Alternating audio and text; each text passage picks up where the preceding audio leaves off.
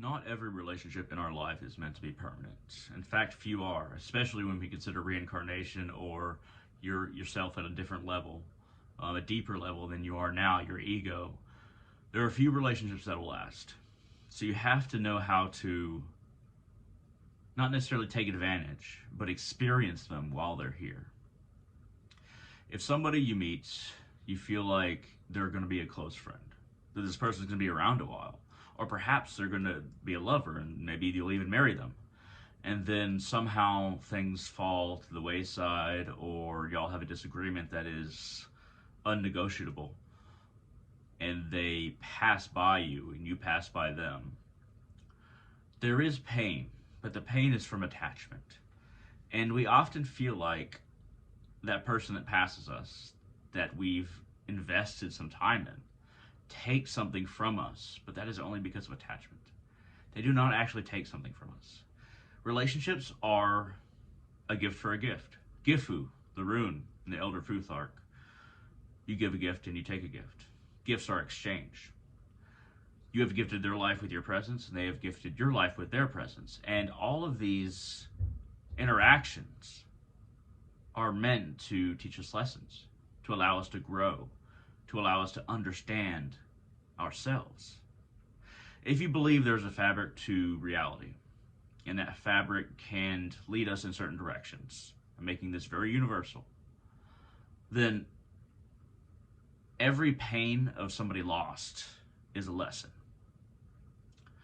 But it's not a negative lesson. It's not that we shouldn't be attached or something like that, though we shouldn't be attached. It's more like you have learned from this person, they move on. They have learned from you, and they move on. Even if it's just you don't talk about deep things, you don't talk about intrinsic things, your identity or what you believe. You can learn something from every single person. Every single person is an individualized entity in this vast fabric that is reality. So you can learn something from every interaction that you have, especially if it was a deep interaction. Human beings, we want certainty. We want foundation. We want permanence. But nothing about life is permanent. Nothing about ourselves as we are egos before we become enlightened souls is permanent. Being comfortable with impermanence is the key to peace within your heart and understanding within yourself. If we fight reality, the universe in this sense, against something that's negative for us, this relationship is negative. All the signs, we're losing things, we're being used, we are not connecting to this person, but we have this idea of the person that we've latched onto, that we want to make a reality, so we try to change somebody. Or perhaps we have an idealized notion of this person in our head that they don't need to be changed, but we do. We're not good enough to be with them. We put them on a pedestal sometimes. Sometimes we step on them, but other times we put them on this pedestal. And we can't imagine our lives without them. We want some kind of relationship, even if it's us being stepped on, or us stepping on them, or somebody having a concept of somebody that does not exist. If we commit completely to an idea, it's very hard to let go.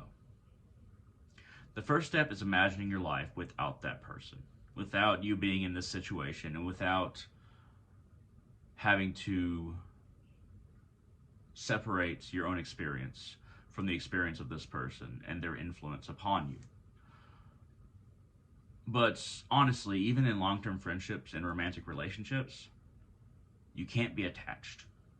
You can't. Because if you're attached, if you're clingy, I don't like to use the word clingy, if you're obsessed with this person being your idol that you worship, the relationship is not going to be equal one. It's not going to be a partnership. It's going to be a servant, and a master relationship. And while that might sound fun for sex to some people, it's not fun in actuality in relationships. I'm talking about emotional, spiritual, and your relationship with that person as they are. We find that it's hard for humans in general to look beyond the circumstances in which they are in, especially ones that only focus on the immediate circumstances. So all of your perspective and value is hindered upon the reactions of somebody else if you're in a relationship of attachment. You have to escape that. And even if you're with that person for the rest of your lives, it has to be an honest partnership, not a hesitation to be you because the other person does not like who you are, or an ideation that you're trying to bring into reality that this person is. For friendships and passing acquaintances, sometimes we get little ideas that spark something within us that we only learn that it sparked later on. We don't always see why an acquaintance or a relationship was beneficial. We don't always see how we can learn or how we have learned from a relationship, especially if there's a lot of negative emotional pain. But even if you're someone that doesn't believe that there's a fabric to reality that is pushing us in a direction, or there is a mission given to you by some divine force, or your spirits are telling you something, even if you don't believe any of that, just know that you can learn from every interaction you have, and every relationship, no matter how short. You are a being capable of understanding yourself as much as you have the right to understand others. But if you understand yourself, then you will have the ability to understand others. People pass us. They might not look back. They might not even think about us again. This is the truth of humanity. This is a truth that we have to get used to. So we must always remain content with just meeting people and not holding on to them. Or know when it is time to let go of somebody, to let go. And especially when you realize they are a negative influence upon your life, your existence, to definitely let go completely and as soon as possible. People pass us in life, and that's okay. Be okay with that, and your life will be much easier and much more well-informed. Thank you very much for watching, and I hope all of you have a wonderful day.